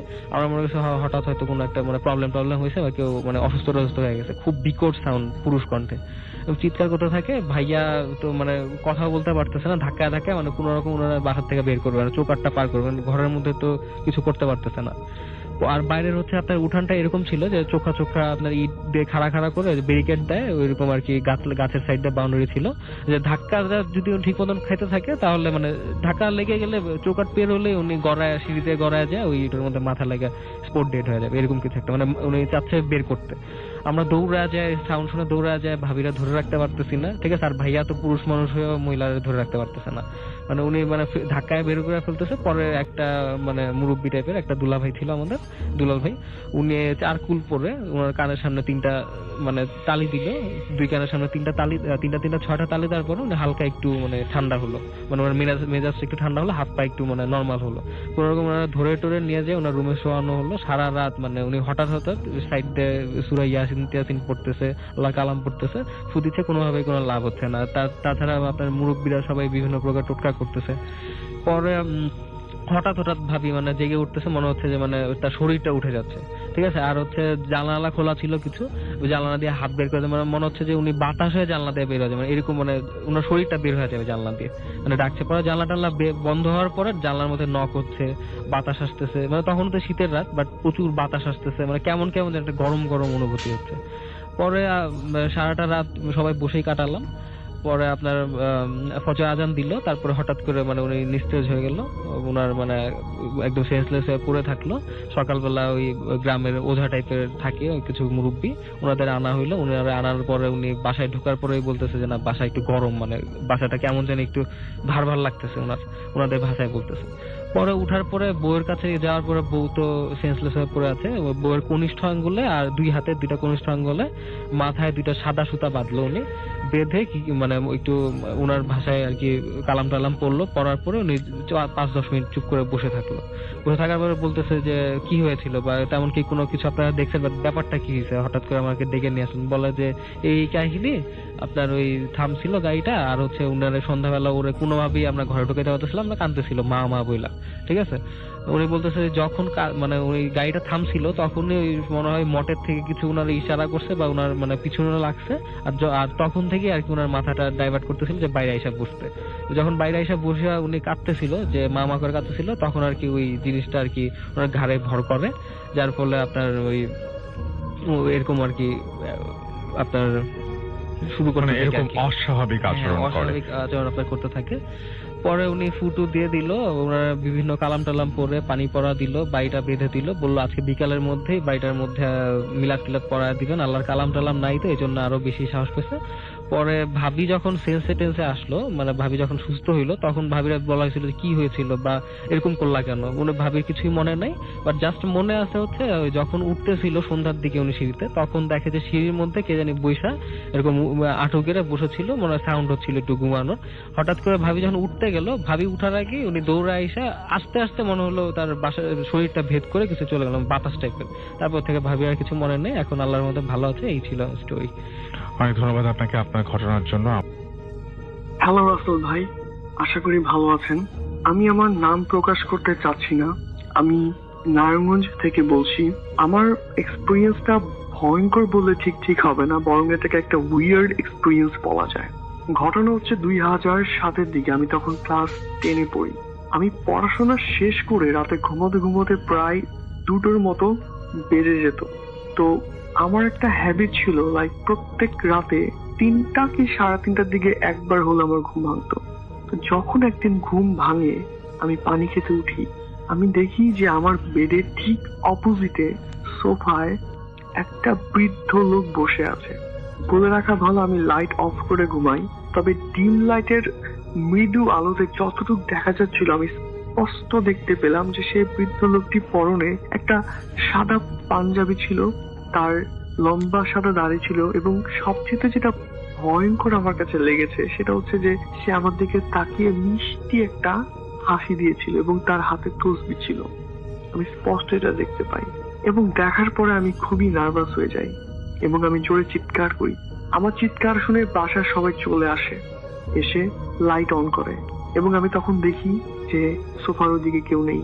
আমি তখন তাদেরকে কিছু বলি না, আমি ভেবে নিই যে এটা আমার হয়তো হ্যালুসিনেশন ছিল, যে রাত জেগে পড়াশোনা করেছি, হয়তোবা চোখের কোনো ভুল ছিল। এই ভেবে আমি আবার শুয়ে পড়ি। Everything was fine for the next 2 days, but on the 3rd day আমি আবারও সেম জিনিস দেখতে পাই। এবার আমি দেখলাম যে সেই বৃদ্ধ লোকটি সেম সময় রাত 3টা কি 3:30টার দিকে আমার সোফায় বসে আছে এবং সোফা থেকে উঠে সে আমার রুমে হাঁটছে, এই প্রান্ত থেকে ওই প্রান্ত, তসবিহ জপছে এবং আমার দিকে তাকে সেই মিষ্টি হাসিটা দিচ্ছে। তখন আমি ভেবে নিই যে it should be taken seriously. আমি পরদিন আমার এলাকার ইমামের সাথে কনসাল্ট করি, সে আমাকে পরামর্শ দেয় আমি যেন রেগুলার নামাজ পড়ি। তো তার বেশ কিছুদিন সবকিছুই নর্মাল ছিল। তার কিছুদিন পরে, আনুমানিক 10 থেকে 15 দিন পরে, রাত বাজে 3:30, আমি তাহাজ্জুদে নামাজ শেষ করেছি, আমি সালাম ফিরাবো। যখন আমি ডান দিকে সালাম ফিরালাম তখন আমি আমার জীবনের সবচেয়ে ভয়ঙ্কর জিনিসটা আমি তখন দেখলাম। আমি দেখলাম যে সেই বৃদ্ধ লোকটি আমার পাশে বসে নামাজ পড়ছে। এটা দেখে আমি সেন্সলেস হয়ে যাই। তারপরে সবকিছু ঠিক ছিল, আমি তাকে আর দেখিনি। তার কিছুদিন পরে আমার O-level পরীক্ষা। আমার স্পষ্ট মনে আছে আমি ফিজিক্স পেপার 2 দিয়ে বেরোচ্ছি, রাস্তা পার হব। আমার সামনে দুটা বাস খুব দ্রুত গতিতে আসছিল। তো এই সিচুয়েশন গুলোতে কিন্তু বুঝে ওঠা অনেক টাফ হয়ে যায় যে কি করতে হবে। আমিও তখন দিশেহারা হয়ে গিয়েছিলাম, আমি কি করব বুঝে উঠতে পারছিলাম না। বাসগুলো খুব দ্রুত আমার দিকে আসছিল। তখন সেই মুহূর্তে হঠাৎ পিছন থেকে কে যেন আমাকে জোরে ধাক্কা দিয়ে রাস্তার ওই পাশে, আইল্যান্ডের পাশে নিয়ে গেল। যেই আমাকে ধাক্কা দিয়েছে সে আমার জীবনটা বাঁচিয়েছে, নাহলে আমি হয়তো ওই দিন বাস চাপে পরে ওই দিন আমার জীবনের শেষ দিন হতে পারতো। তা আমি খুবই আগ্রহ নিয়ে পিছনে তাকাই দেখার জন্য যে কে আমাকে বাঁচিয়েছে। আমি যখন পিছনে তাকাই, আমি আমার জীবনের সবচেয়ে শকিং জিনিসটা আমি তখন দেখতে পাই। আমি দেখতে পাই যে যে আমাকে বাঁচিয়েছে এই লোকটা সেই বৃদ্ধ লোকটি যাকে আমি আমার রুমে দেখতাম, যাকে আমি নামাজ পড়ার পর দেখেছি। এবং আমি যখন তার সাথে কথা বলতে যাব, আমি যখন সামনে এগিয়ে কথা বলতে যাব, উঠে দেখি সে ভিড়ের মধ্যে কোথায় যেন হারিয়ে গেল। ওইটাই ছিল আমার তার সাথে শেষ দেখা। এরপরে আমি তাকে আর কখনো দেখিনি। রাসেল ভাই, এই ছিল আমার ঘটনা। থ্যাংক ইউ সবাইকে, ধন্যবাদ। আমরা চলে যাব আমাদের পরবর্তী ঘটনায়, আমাদের পরবর্তী অতিথির কাছে। আপনার নামটা প্লিজ একটু বলবেন, তারপর আপনার ঘটনা আমরা শুনবো। ধন্যবাদ রাসেল ভাই। আমি হচ্ছি মোহাম্মদ হানিফ সরকার রাহাত। আমি নারায়ণগঞ্জ সোনারগাঁ তাজমহল থেকে এসেছি। শুনি আপনার ঘটনা। এই ঘটনাটা হচ্ছে আমার চাচার সাথে ঘটনা। আমার চাচা তখন পুরান ঢাকায় একটা কোম্পানিতে জব করতো, আর আমার চাচা ফ্যামিলি সহ থাকতো আর কি যাত্রাবাড়ি কোনাপাড়া নামক এক জায়গায়। না, আমার চাচা একদিন জব থেকে বাড়ি ফিরছিল, মানে তখন রাত 12টা বাজে। মানে কোনাপাড়া যেখানে থাকতো আমার ফ্যামিলি সহ, মানে আমার চাচার ফ্যামিলি সহকারে, ওইখানে মানে ওইখানে একটা বট গাছ ছিল আর কি। ওই বট গাছের সাথে দিয়ে আমার চাচা আসতেছিল, তখন দেখে ওইখানে 7টা পুরুষ আর একটা মেয়ে দাঁড়িয়ে আছে। তখন আমার চাচা যাওয়ার সময় ওইখান থেকে একটা পুরুষ বলে কি দাঁড়া। পরে আমার চাচা দাঁড়ালো, দাঁড়ানোর পরে ওইখান থেকে একটা পুরুষ বলতেছে যে কি এই মেয়েটা হচ্ছে আমাদের বোন, এই বোন আমাদের বোন, এ আপনাকে মানে এ তোকে অনেক পছন্দ করে, তোকে বিয়ে করতে চায়। আমার চাচা তখন বলল কি আমি তো বিবাহিত, আমার বাচ্চা আছে, আমার বউ আছে, আমি কিভাবে আরেকজনকে বিয়ে করতে পারি। তখন বলছে কি না, বিয়ে করতেই হবে। পরে আমার চাচা অ্যাভয়েড করে সামনের দিকে চলে যাচ্ছে, পরে পিছনের দিকে ফিরে দেখে ওরা আসতেছে। তারপর আবার বাসার গেটের ভিতরে ঢুকলো, ভিতরের দিকে দেখে ওরাও গেটের ভিতরে ঢুকছে। পরে ঘরের ভিতরে ঢুকলো, ঘরের ভিতরে ঢোকার পরে মানে আমার চাচা দেখলো যে ওরাও ঘরের ভিতরে ঢুকছে, কিন্তু আমার চাচা এইগুলা দেখতেছে, আমার চাচি দেখতেছে না। মানে এটাই হচ্ছে আমার ধন্যবাদ। আচ্ছা, আমরা পরবর্তী ঘটনা যাই আমাদের পরবর্তী অতিথির কাছে। আপনার নামটা প্লিজ একটু বলবেন, তারপর আপনার ঘটনা শুনবো আমরা। আসসালামু আলাইকুম রাসেল ভাই, আমি মামুন, আমি মাতোয়েল থেকে এসেছি, যাত্রাবাড়ি মাতোয়েল। জি। তো আমি আমার ঘটনায় আসছি। এটা হচ্ছে আমাদের দেশের বাড়ি মাদারীপুর এর কালকিনি থানার একটি ঘটনা। তো কালকিনি থানার একটি গ্রামের নাম হচ্ছে মৌলভীকান্দি। মৌলভীকান্দিতে আরো অনেক বছর আগের কথা, সেখানে একটা রাস্তা তৈরির জন্য কন্ট্রাক্টর কয়েকজন শ্রমিক নিয়ে কাজ করতেছিল। তো রাস্তার দুই পাশ থেকে মাটি কেটে রাস্তা ঠিক করতেছিল। তো অনেক শ্রমিকরা যেহেতু কন্ট্রাক্টের কাজ দিনের বেলা সময় দিতে না পারলে রাত্রে কাজ করতেছিল। রাত্রে সন্ধ্যার পর থেকে অনেক সময় রাত্রে 11টা-12টা পর্যন্ত কাজ করত। তো একদিন ওই এলাকারই একজন শ্রমিক, তার নাম আব্দুল ওহাব, উনি টোটাল তিনজন শ্রমিক সহ মাটি কাটতে গেল, রাস্তার মাটি কাটতে যখন গেল, হঠাৎ করে একজন এক্সট্রা অতিরিক্ত আরেকজন লোক আসছে যে আমাকে অমুক একজন কন্ট্রাক্টর পাঠাইছে, আমি আপনাদের সাথে মাটি কাটার কাজ করব। তো তাদের সাথে আব্দুল হাই একসাথে কাজ করতেছিল। এর মধ্যে অতিরিক্ত যে লোকটা আসছিল উনি প্রচুর পরিশ্রম করতে পারতেছিল।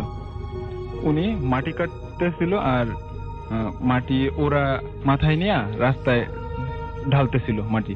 তো যত মাটি ওনার মাথায় দেওয়া হইতো উনি নিয়ে নিত। ওরা ভুইরা মানে অনেক পরিশ্রম করছিল কিন্তু ক্লান্ত হচ্ছিল ক্লান্ত ব্যাপারটা হচ্ছিল। এরকম। হ্যাঁ, তারপরে অনেক মাটি দেওয়া হয়েছিল। তো অন্য 2-3 জন এটা বিষয়টা ফলো করলো যে এত মাটি দেওয়া হচ্ছে তারপরেও সে ক্লান্ত হচ্ছে না কেন, ক্লান্ত হচ্ছে এরপরে না। বলেন। হ্যাঁ, এটা ঘাবড়ানো, ওনারা ভয় পেয়ে গেল বিষয়টা। ভয় পাওয়ার পরে ওনারা চিন্তা করলো যে এই বাঁকা ওনাকে আরো বেশি করে মাটি ভরে দিব, দেখি বিষয়টা কি হয়। আরো বেশি করে মাটি ভরে দেওয়ার পর তারপরেও ওই লোকটা ঘাবড়াইলো না, ওই লোকটা ঠিক মতো মাটিগুলা ফালাই দিয়ে আসলো। আসার পরে ওনার এবার 2-3 জন কানা ঘুষা করলো যে এরপর যদি ওই লোকটা আসে ওনাকে আমরা এই মাটির ওরা দিয়া যাইতা ধরবো আর ওনাকে ফালাই দিব। তা উনি একটু দূর থেকে যখন আসলো মাটি নেওয়ার জন্য সেকেন্ড টাইম, তখন তাকে মাটির ওরা দিয়া যাইতা ধরছিল। তো উনি একটু শুয়ে পড়ছিল, মোড়ামুড়ি দিয়ে উঠা পড়লো। আবার উনি চুপচাপ ছিল তখন। এখন পইরা গিয়া ব্যথা পাইলো কিন্তু কোনো শব্দ করলো না, কথাও বলতেছে না। ওনারা জিজ্ঞেস করতেছে ব্যথা পাইছেন কিনা, কিন্তু কোনো কথার সে জবাব দিতেছিল না। কিছুক্ষণ পরে ওনার এইরকম অ্যাটিটিউড দেখে ওই বাকি 3 জন ভয় পেয়ে গেছিল। ভয় পেয়ে তারা চিন্তা করলো যে এবার ও মাটি ফালাইতে যখন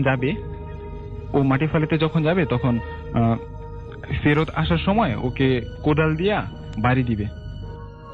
তো ও যখন মাটি ফালাইতে গেছে, বেশি করে মাটি ভরে দিছে, ফালাইতে গেছে, তো কোদাল দিয়া এক জোরে কোপ দিয়া তারা 3 জন দৌড়াইয়া তাদের বাড়ির পথের দিকে রওনা দেওয়া শুরু করলো। রওনা দেওয়ার এর মধ্যে ওই বাকি 3 জন বাসায় পৌঁছানোর পরের দিন সকালে তারা আবার ঘুম থেকে উঠে ওই সেম জায়গাতে, সেম প্লেসটাতে আসলো দেখতে যে কালকে যে এখানে কোদাল দিয়ে একজনকে বাড়ি দিছি, দেখি ওই লোকটার পরিস্থিতি কি। তো ওই লোকটার পরিস্থিতি ওখানে তো কোনো কিছু নাই। আয়সা দেখলো সকালবেলা একটা কাক মরে পড়ে আছে। অনেক ধন্যবাদ আপনাকে আপনার ঘটনার জন্য। চলে যাই আপনার ঘটনায়। আপনার নামটা একটু প্লিজ বলবেন এবং আপনি কোথা থেকে আসছেন সেটা যদি আমাকে একটু কাইন্ডলি বলতেন। হ্যালো লিসেনার, আমি শরীফুল ইসলাম সেতু, আমি দক্ষিণখান থেকে আসছি। আচ্ছা, শুনি আপনার ঘটনা। আমি সরাসরি আমার ঘটনায় চলে যাচ্ছি। ঘটনাটা আসলে ঘটে আমার নানার সাথে। নানার বাড়ি চট্টগ্রাম সন্দ্বীপে। তো ঘটনাটা প্রায় আজ থেকে 40 থেকে 50 বছর আগের ঘটনা। নানা ভাইয়া তখন সবে মাত্র কলেজে পড়ে। তো পড়ালেখার পাশাপাশি নানা ভাইয়া তখন গ্রামের এক মঞ্চ নাটকে কাজ করতেন। আমরা মানে এই ঘটনাটা বাদ দিয়েছিলাম, সেকেন্ড ঘটনাটার কথা বলেছিলাম। হ্যাঁ, প্রথম ঘটনাটা আমরা বাদ দিয়েছিলাম। সেকেন্ড ঘটনাটা আমি সরাসরি ঘটনায় চলে যাচ্ছি। ঘটনাটা আসলে আমার ওয়াইফ যখন জন্মগ্রহণ করেন, তো আমার শাশুড়ি হসপিটালে ছিলেন। তো তার সেবার জন্য আমার নানি শাশুড়ি সেখানে ছিল।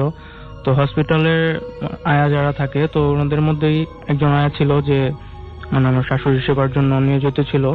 তো সে যখনই আসতো তো কখনোই মানে তার সবসময় মাথার ঘোমটাটা করে রাখতো, কখনো চেহারা দেখা যেত না তার। তো এটা নানু গেস করার পরে তো তাকে জিজ্ঞেস করছে যে কি মানে তুমি সবসময় এরকম করে রাখো কেন, সে এটার কোনো অ্যান্সার দেয় নাই।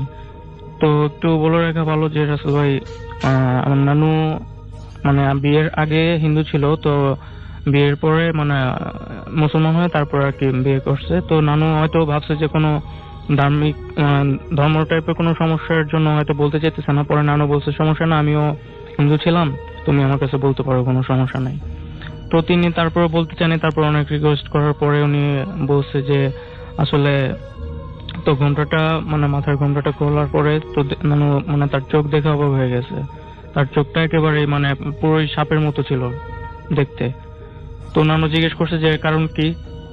তো বলতে প্রথমে উনি বলতে চাইনি, তারপর অনেক রিকোয়েস্ট করার পরে বলছে যে মানে ওনার ছেলে হয়েছিল যখন ছোট ছিল, তো ছোট থাকার সময় তখন উনি তার মায়ের দুধ খেত না।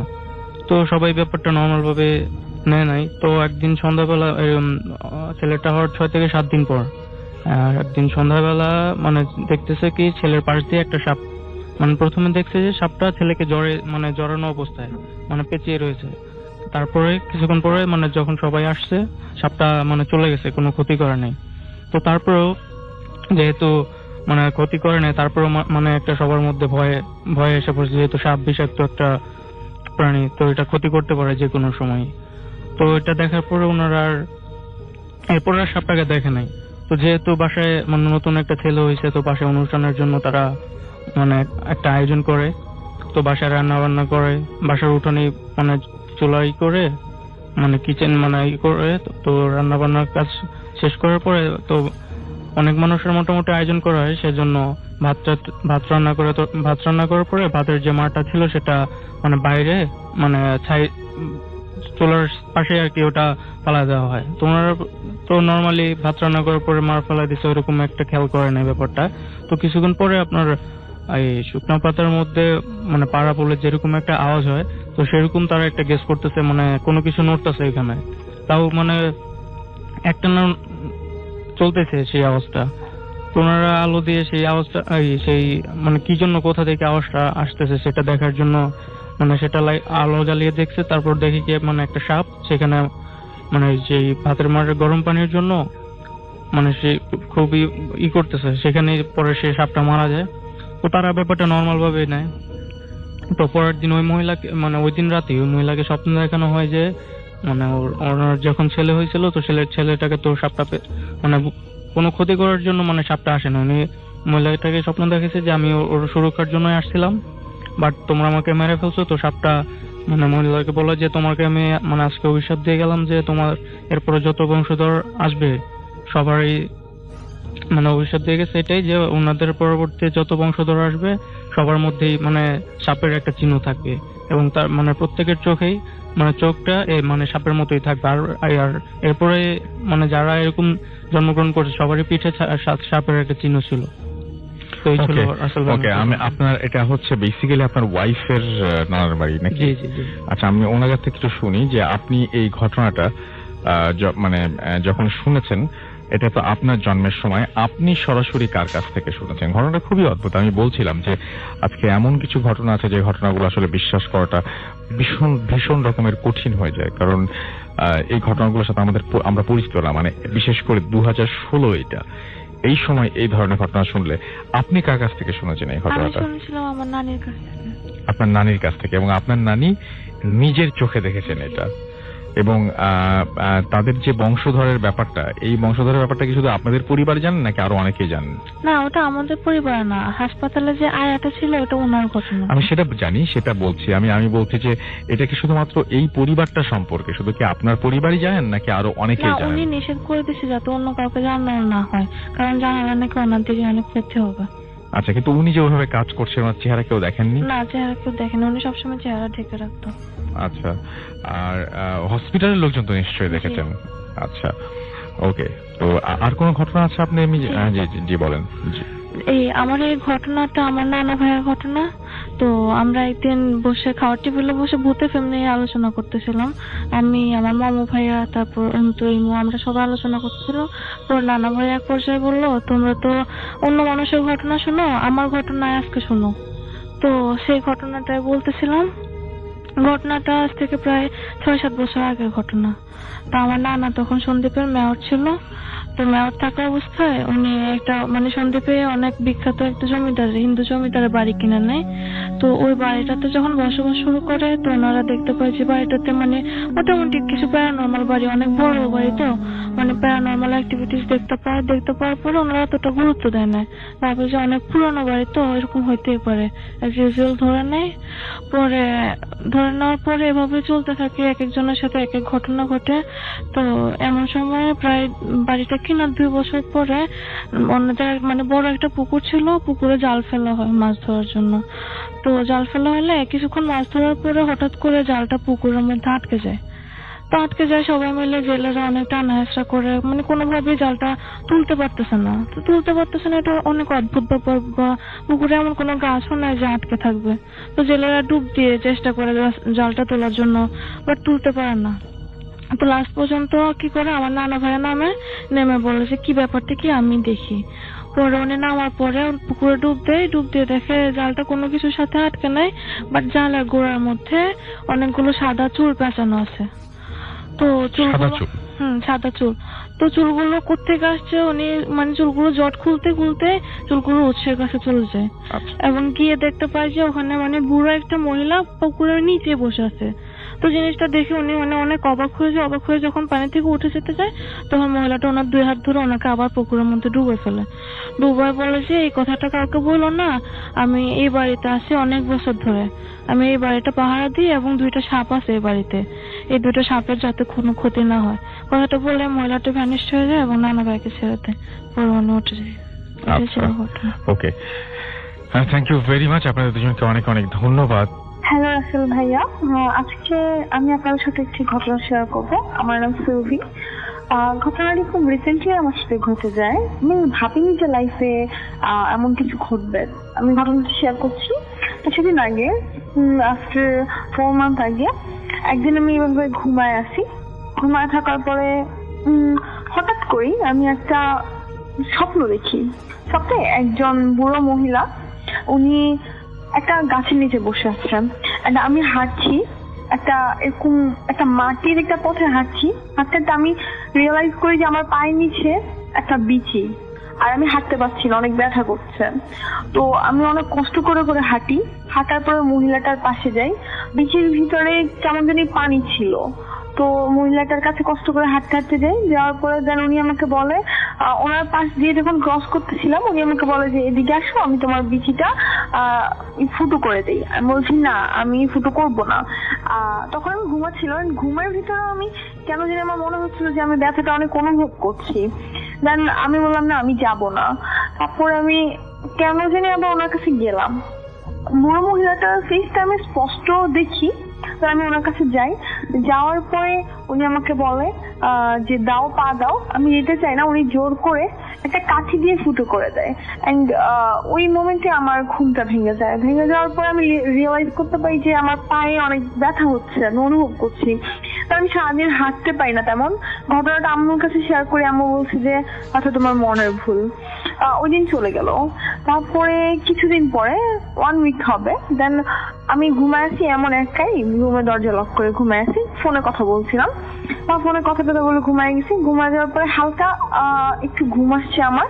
ঘুম আসার পরে রুমের লাইট কিন্তু অফ ছিল, বাট আমি রুমের লাইট অফ করছি, আমার একদম খেয়াল আছে। আমি ঘুমের ভিতর ফিল করি কেউ আমাকে অনেক জোরে একটা ঘুষি মারে, এন্ড আমার মুখে আর একটা থাপ্পড় মারে।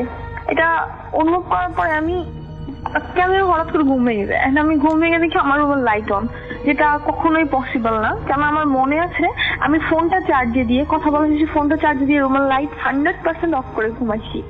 আমি চিৎকার মেরে রুমের দরজা খুলে বের হয়ে গেছি। বের হয়ে আম্মুকে ঘটনাটা বলে, আম্মু বলে না সমস্যা নাই, তুমি ঘুমায় যাও। দেন নেক্সট আবার ঘুমানোর পরে আর কিছু দেখি না। তারপরে 1 মান্থ পরে আমি আবার সেম ওই মহিলাটাকে, ওই স্বপ্নটা আবার দেখি। দেখার পরে আমার প্রচুর কেমন জানি আমি ঘামাইতে থাকি, ঘুম থেকে উঠেই ঘামাইতে থাকি। দেন আর অনেকদিন এই স্বপ্নটা দেখি না। একদিন আমি আমার আপুর ফোন ঘাটছিলাম, মানে ফোন দেখছিলাম, পিকচার দেখছিলাম। তো দেখতে দেখতে আমি আমার দাদুর পিক দেখি। আমি আমার দাদুকে কখনো দেখি নাই।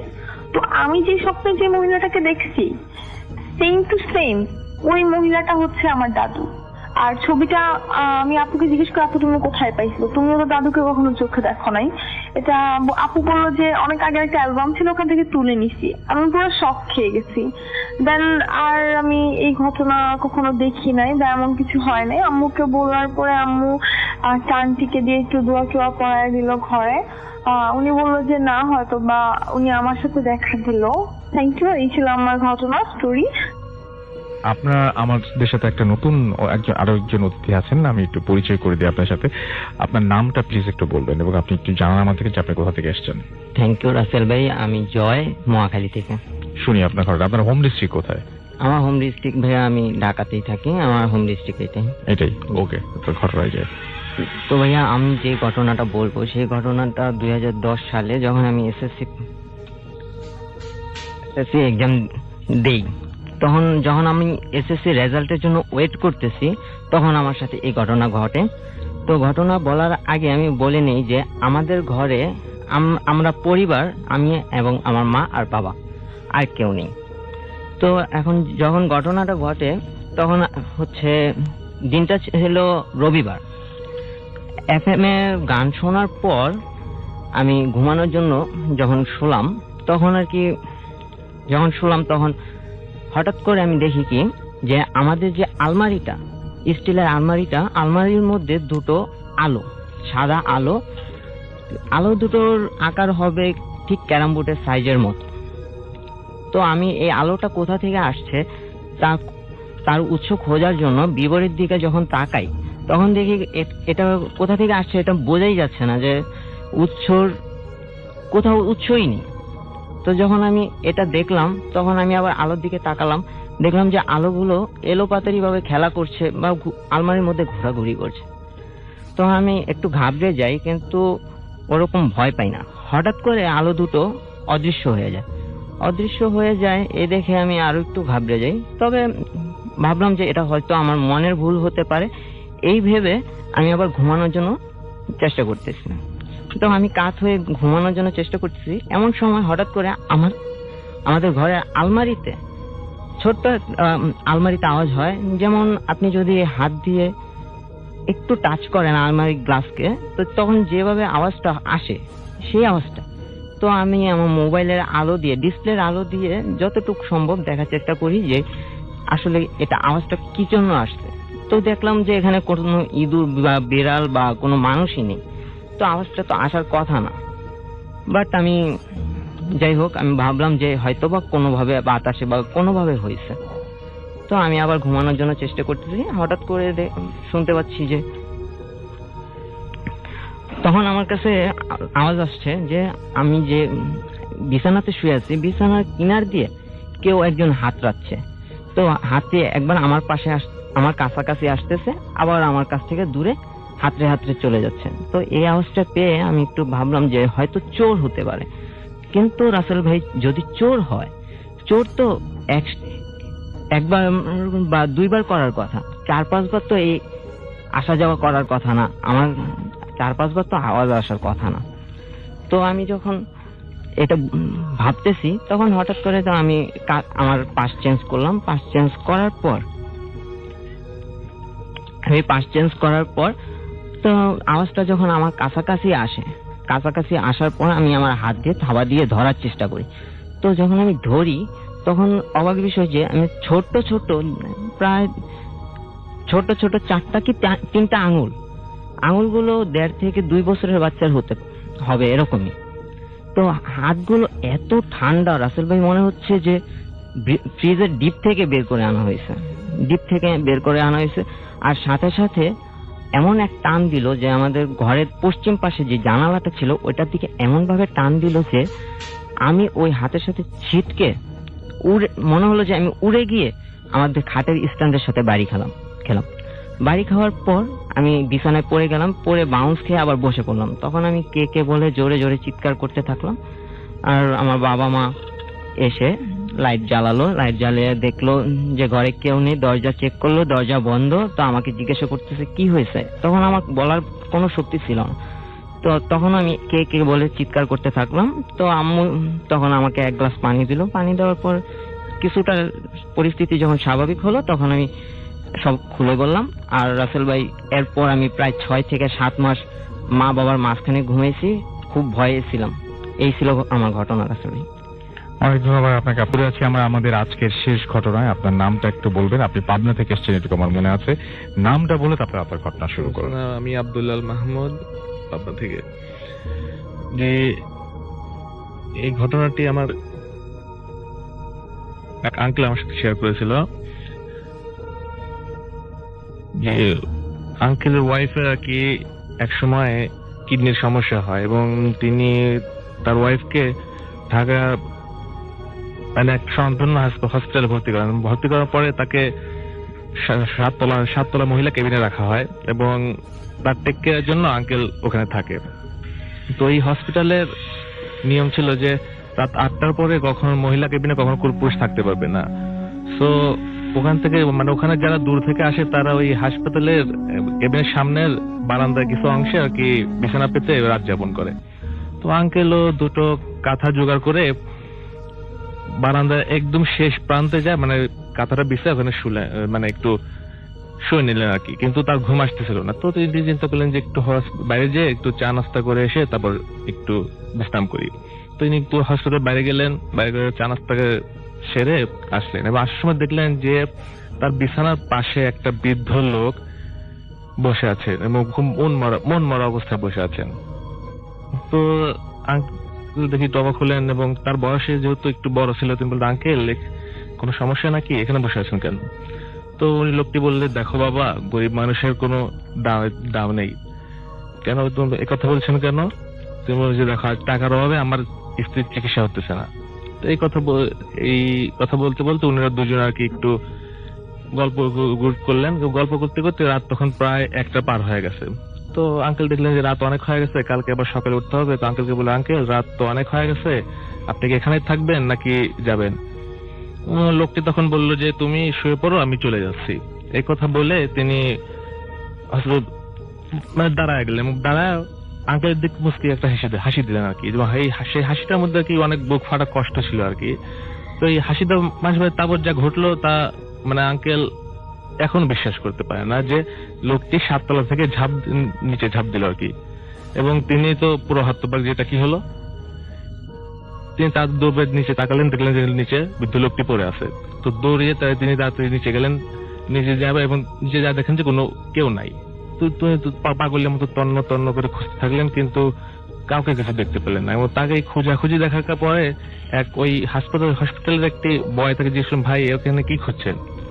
তো তখন তিনি সব ঘটনা তাকে খুলে বললেন এবং খুলে বলার পরে তিনি বললেন, ও ভাইয়া আপনিও দেখছেন কি? আঙ্কেল বললেন, আপনি দেখছি মানে? বলছে যে প্রায় 2 বছর আগে এই 7 তলা থেকে একটা লোক ঝাঁপ দিয়ে আত্মহত্যা করেছিলেন তার স্ত্রীর টাকা চিকিৎসার টাকা জোগাড় করতে না করতে পারে। তারপর থেকে এই 2-1 লোক তাকে এই অবস্থায় দেখেন। Thank you very much. একজন নতুন অতিথি এই মুহূর্তে আমাকে জয়েন করেছেন, আমি চলে যাচ্ছি সরাসরি তার কাছে। আপনার নামটা প্লিজ একটু বলবেন এবং আপনি কোথা থেকে এসেছেন? আসসালামু আলাইকুম, আমি সৈয়দ সাইফুল ইসলাম, আমি মিরপুর থেকে এসেছি। শুনি আপনার ঘটনাটা হচ্ছে 2008 সালের প্রথম দিকে আমি আমার দ্বিতীয় উপন্যাস লেখার সময় আমি বরিশালের একটা প্রত্যন্ত অঞ্চলে গিয়েছিলাম। আচ্ছা, আমার মামা বাড়িতে। তো সেখানে প্রথম দিন রাত্রেবেলা যখন আমি লিখতে বসলাম, তো রাত্রে মার্চের সময়টা সাধারণত একটু ঝিঝি পোকা অনেক ডাকে, অথবা মফস্বলে একটু প্রত্যন্ত অঞ্চলে দেখবেন যে শিয়াল ডাকে, তারপরে অন্যান্য পোকার অনেক শব্দ হয়। তো আমার মামা বাড়িটা হচ্ছে টিনের ডুপ্লেক্স বাড়ি, টিনের কাঠের ঘর। তো আমি যেই রুমটাতে বসতাম সেই রুমটাতে হচ্ছে টিনের বাইরের দিকটাতে একটা জানালা আছে। তো টেবিলের পাশে আমি বসতাম রাত্রেবেলায় লিখতে। তো প্রথম দিন রাত্রেবেলা ঠিক 12টার সময় ঝিঝি পোকা ডাকছে, প্রচুর পরিমাণে ঝিঝি পোকা ডাকছে, শিয়ালের শব্দ। হঠাৎ করে সবকিছু বন্ধ হয়ে গেল, একদম চুপ, কোয়াট। বন্ধ হয়ে যাওয়ার সাথে সাথে কর্কশ শব্দে একটা পাখি ডেকে উঠলো, অনেকক্ষণ ধরে ডাকলো পাখিটা, খুবই কর্কশ শব্দটা শুনে আমার গায়ে কাঁটা দিয়ে উঠলো। কিন্তু তখন ব্যাপারটাকে ওইভাবে গুরুত্ব দিলাম না, ঠিক আছে এটা তো হতেই পারে, মফস্বল একটা। তো কিছুক্ষণ থাকার পরে আবার সিচুয়েশনটা ইজ আউট করলো, একই রকম ঝিঝি পোকার ডাক, তারপর অন্যান্য শব্দটা শিয়ালের ডাক শুনতে পেলাম। তো সেদিন রাত্রেবেলা এই জিনিসটাকে নোটিস করলাম না। দ্বিতীয় দিন যখন আমি আমার গল্পটা লিখতে বসলাম, ওই গল্পের একটা সিকোয়েন্স ছিল এরকম যে একটা দুর্ঘটনা হয়, দুর্ঘটনায় পুরো পরিবার মারা যায়, গাড়ির ভেতরে যারা থাকে পুরো পরিবার মারা যায়। ওই সিকোয়েন্সটা আমি যখন রাত্রেবেলা লিখতে বসলাম, আমি সম্পূর্ণ মশগুল হয়ে এই সিকোয়েন্সটা লিখছি। তো আগে রাতে যেহেতু কোন বিদ্যুৎ চলে যায়নি, তো আমি ওইভাবে তৈরি ছিলাম না। তো ওই রাতে যখন আমি ঘটনাটা লিখছি, গাড়ির সাথে ধাক্কা লেগেছে, মানে একটা পরিবার সম্পূর্ণ রক্তাক্ত অবস্থায় পড়ে আছে, এরকম একটা সিকোয়েন্স লিখছি। ঠিক সেই সময়টায় ঝিঝি পোকার শব্দ, অন্যান্য শিয়ালের শব্দ, যে শব্দগুলো সম্পূর্ণ নিস্তব্ধ হয়ে গেল। সাথে সাথে কারেন্ট চলে গেল। আমার হাতের কাছে ম্যাচ রেখেছিলাম, আমি মোম রেখেছিলাম। আমি কারেন্ট চলে যাওয়ার সাথে সাথে পাখির যে ডাকটা শোনার সাথে সাথে আমার সম্পূর্ণ গায়ে কাঁটা দিয়ে উঠলো এবং আমি তখন মানে কিছুক্ষণের জন্য হলো স্টান্ড হয়েছিলাম। আচ্ছা, তারপর যখন আমি ম্যাচটাকে ধরলাম লাইট করার জন্য ক্যান্ডেলটা, আমার হাত থেকে ম্যাচটা পড়ে গেল এবং তৎক্ষণাৎ আমার জানালা থেকে আমি শুনতে পেলাম একটা রোর শব্দ। আসলে ইউজুয়ালি কোনো প্রাণী এইভাবে গড় গড় করে শব্দ করে না, যেটা আমি শুনতে পেলাম। তো এটা শুনতে পেয়ে আমি আরো ভয় পেয়ে আমার মেরুদণ্ডে দিয়ে একটা শীতল মানে একটা বয়ে যাওয়ার পরে তখন আমি করলাম কি, মানে তাড়াহুড়ো করে মাটি থেকে ম্যাচটা কুড়াতে চেষ্টা করলাম। করার পরে কিছুক্ষণ পরে পাখির ডাকটাও বন্ধ হয়ে গেল, ইলেকট্রিসিটিও চলে আসলো। ইলেকট্রিসিটি চলে আসার পরে আমি আশেপাশে সম্পূর্ণ ঘুরে দেখলাম, কিন্তু আসলে কোনো কিছু আমি পেলাম না। পরের দিন ওখানে আমি এই ব্যাপারটাকে ওইভাবে গুরুত্ব দিলাম না, এটা হতেই পারে, কোইন্সিডেন্স একটা এরকম হতেই পারে, ইলেকট্রিসিটি চলে যাবে, এরকম একটা শব্দ শুনবো, তো এটা হতেই পারে। তো এটাকে ওইভাবে গুরুত্ব না দিয়ে পরের দিন ওই এলাকার প্রাথমিক বিদ্যালয়ে খেলাধুলা হচ্ছিল, খেলাধুলার পুরস্কার বিতরণী অনুষ্ঠান চলছে। তো পুরস্কার বিতরণী অনুষ্ঠান দুপুরের মধ্যে শেষ হওয়ার পরে সন্ধ্যার পরে ওদের সাংস্কৃতিক অনুষ্ঠান শুরু হলো। তো আমার কাজিনরা যারা ছিল, মামা মামি, তারা বললো যে ঠিক আছে আমরা খাওয়া দাওয়া করে ঘুমায় যাই, তোমরা অনুষ্ঠানটা দেখতে যাও। ওদের সাথে আমি গেলাম।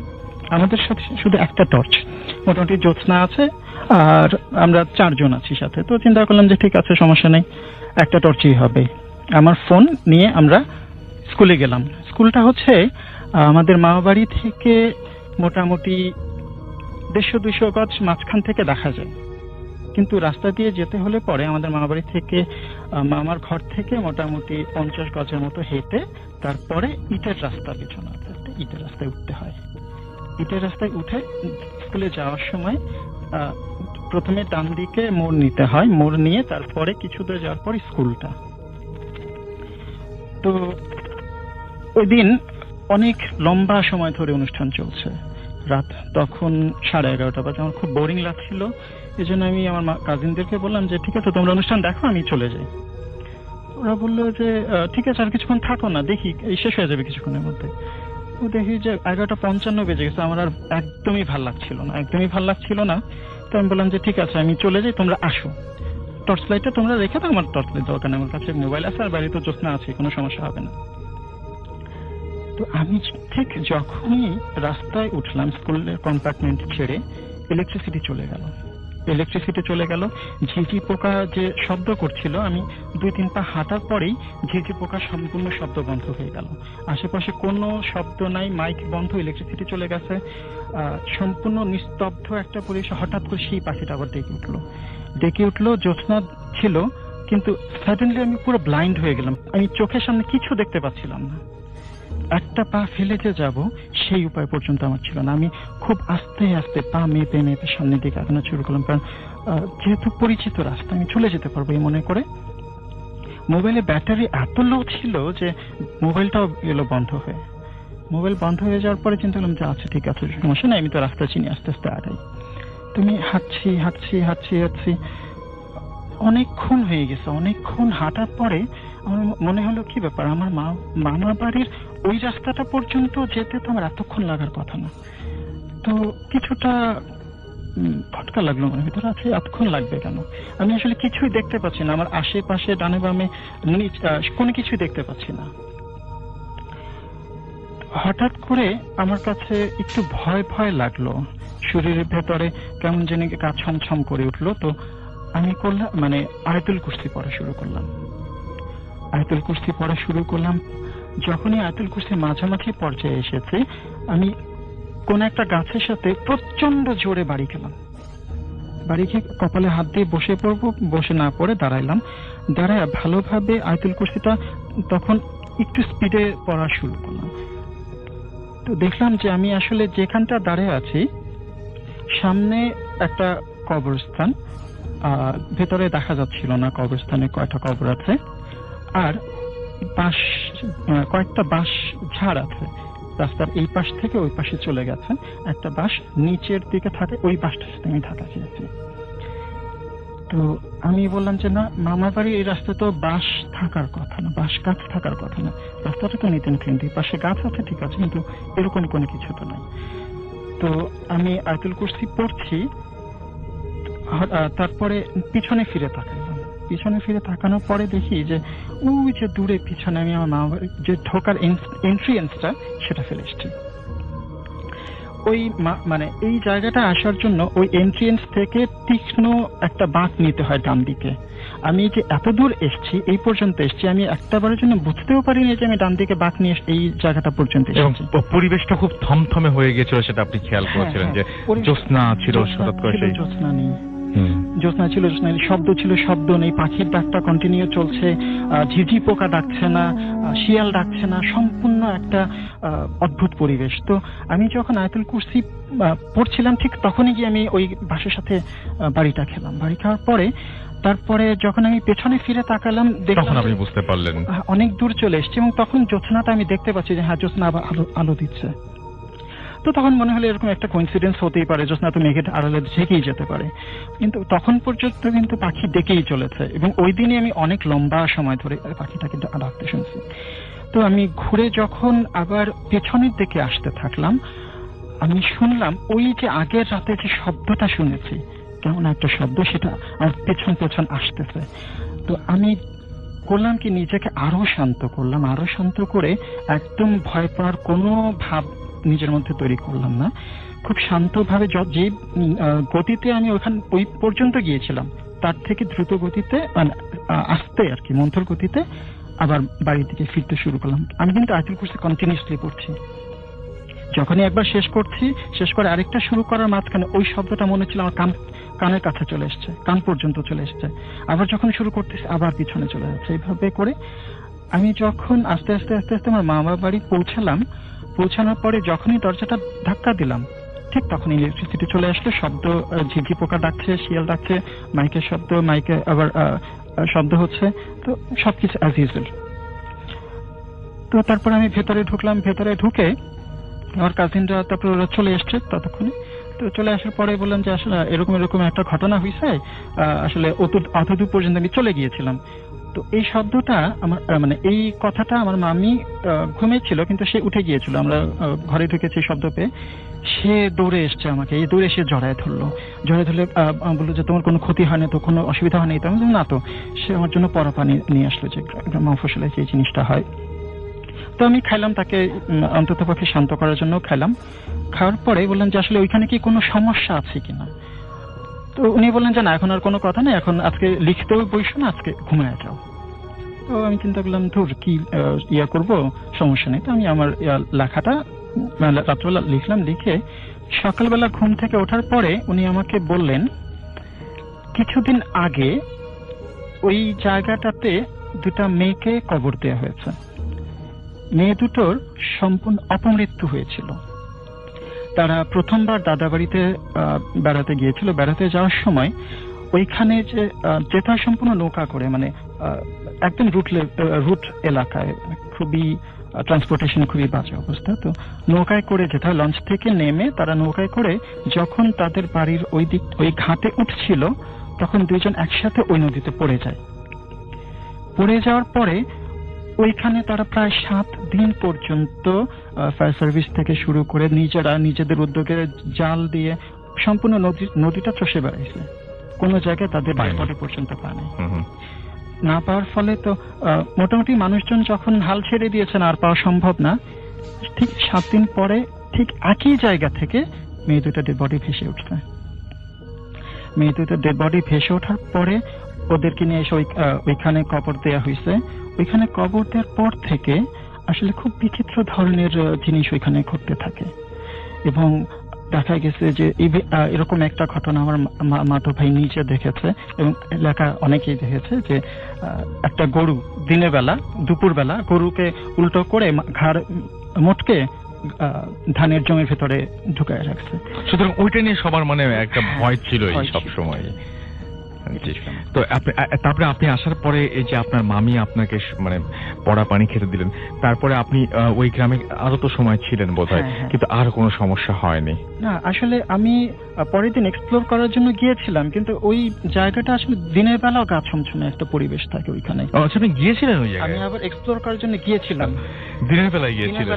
আচ্ছা আচ্ছা আচ্ছা। ওইখানে দিনের বেলা তো গা ছমছমে একটা পরিবেশ। পাখির ডাকটা কেমন ছিল? পরিচিত কোনো পাখির ডাক? না, একদমই আননোন, একদমই আননোন। জন্য এইটা আমার কাছে খুবই খুব কর্কশ। অদ্ভুত লেগেছে কিন্তু, যে সমস্ত কিছু নীরব হয়ে যায়, যে শেয়ালের ডাক শোনা যায় গ্রামে, যেটা খুবই ন্যাচারাল, এবং ঝিঝি পোকার ডাক শোনা যায় আপনি বলছিলেন, হঠাৎ করে সব বন্ধ হয়ে গিয়ে একটা পাখির ডাক শোনা যাচ্ছে। এই জিনিসটা চিন্তা করলেই আসলে গাটা কেমন ছমছম করে ওঠে। রাইট, কিন্তু আমরা এই বিষয়টা নিয়ে বেশি কথা বলতে পারছি না, আমরা আমাদের আরেকজন অতিথি আছেন, সুতরাং আমরা টেক্সট না পড়ে আমাদের সবগুলো ঘটনা নিতে হবে, সেজন্য আমরা ট্রাই করছি এবং আমাদের যাচ্ছি আমাদের পরবর্তী অতিথির কাছে। আপনার নামটা প্লিজ একটু বলবেন এবং আপনি কোথা থেকে এসেছেন? আসসালামু আলাইকুম, আমার নাম মোহাম্মদ মইনুল ইসলাম, আমি ঢাকার উত্তরা থেকে আসছি। জি, শুনি আপনার ঘটনা। জি, এই ঘটনাটা হচ্ছে 2005 সালের ঘটনা।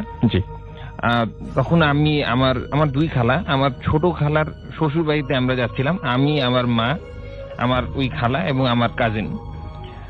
তো আমরা রাতের বেলা রওনা হয়েছিলাম।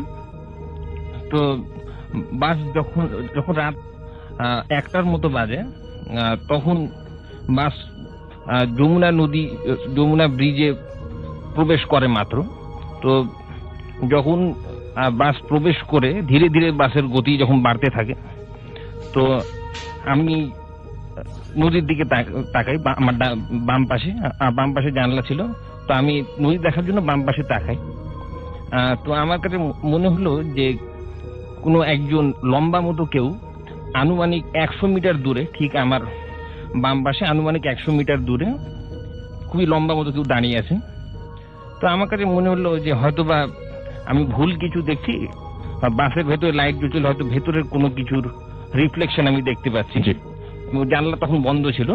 তো আমি আসলে যা দেখি তা কি সত্যি কিনা আমি ওটা দেখার জন্য জানলাটা খুলে দিই। তো আমি তখন স্পষ্টভাবে দেখতে পাই যে একজন মহিলা, সে অস্বাভাবিকভাবে লম্বা, প্রায় 2 তলা সমান লম্বা হবে, আমার কাছে তাই মনে হলো। তো তার গায়ের রং ছিল কুচকুচে কালো, এবং তার হাত দুটা ছিল পায়ের পাতা পর্যন্ত লম্বা, এবং সে একটা সাদা শাড়ি পরেছিল যেখানে লাল বর্ডার ছিল, এরকম দেখতে পেলাম। এবং সে সোজাসুজি হাঁটছে, কিন্তু আমার দিকে সে তার ডান পাশে অর্থাৎ আমার দিকে তাকিয়ে আছে, আমার কাছে তাই মনে হলো। জি। তো এবং সে বাসের গতি যখন ধীরে ধীরে বাড়ছে, সেও বাসের সাথে সাথে হেঁটে যাচ্ছে, এবং সে আমার দিকে তাকিয়ে ছিল কন্টিনিউয়াসলি, এবং বাস যাচ্ছে, সে বাসের সাথে সাথে যাচ্ছে। তো বাস পূর্ণ গতিতে যখন যাচ্ছিল, তখনও তার হাঁটার দেখে আমার কাছে মনে হলো যে সে স্বাভাবিকভাবে হেঁটে যাচ্ছে। জি।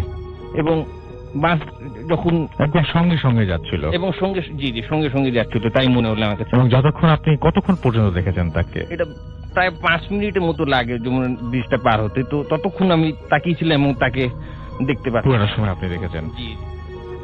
পার হওয়ার পরে তাকে আর দেখেননি? যখন ব্রিজটা পার হয়ে গেল, তখন আমি দেখলাম অনেক খোঁজেন, এরকম কিছু আমি আর দেখতে পেলাম। এবং আপনি শিওর যেটা কোনো রিফ্লেকশন না, এবং আপনি সামনে দেখতে পাচ্ছেন? আমি স্পষ্টভাবে দেখেছিলাম এই ঘটনাটা। হ্যালো রাসেল ভাই, আমি ইন্ডিয়া থেকে বলছি। আমার নাম ভিয়া মেঘমালা। আপনি কেমন আছেন? যদিও জানি আপনি সবসময় ভালোর বলেই থাকেন, তারপরেও জিজ্ঞাসা করুন। আমার ঘটনা প্রচুর আছে, তার মধ্যে আমার বাড়ি থেকে ঘিরে আছে 3-4 মাস ধরে বিভিন্ন ঘটনা ঘটছে। যাই হোক, সেই ঘটনা আমি পরে বলবো। আপাতত বলি আমার এক বন্ধুর বাড়ির ঘটনা। ওর বাড়ি যখন তৈরি করা হয়, তার আগে ওর বাড়ি তৈরি করার সময় কিছুটা জমি এক্সট্রা ওরা কেনে, পাশের বাড়ির কিছুটা জমি এক্সট্রা ওরা কিনে নেয়। সেই জমিতে ওরা বাড়ি করে, এবং বাড়িটা খুব সুন্দর করে করে। কিন্তু বাড়িতে কিছুদিন থাকার পর থেকে ওরা ফিল করে যে কেউ ওদের পিছন পিছন হাঁটছে, অথবা কেউ কাঁধে হাত রাখছে। ওরা সেগুলোকে পাত্তা দিত না। কিন্তু হঠাৎ করে আমার বন্ধু একদিন দেখতে পায় ওদের জানালার যে একটা সেট থাকে, তার সেই সেটের উপর দিয়ে কেউ হেঁটে যাচ্ছে।